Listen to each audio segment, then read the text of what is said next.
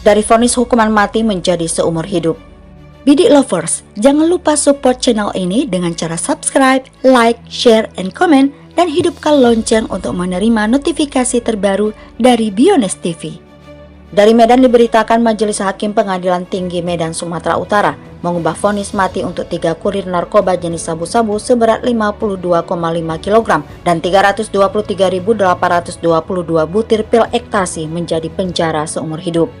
Salah satu terdakwa ialah Hanisa atau Nisa yang dijuluki Ratu Narkoba.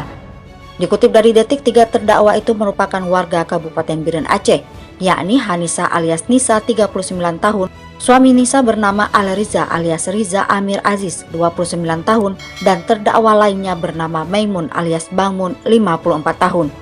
Mereka diadili dalam berkas terpisah.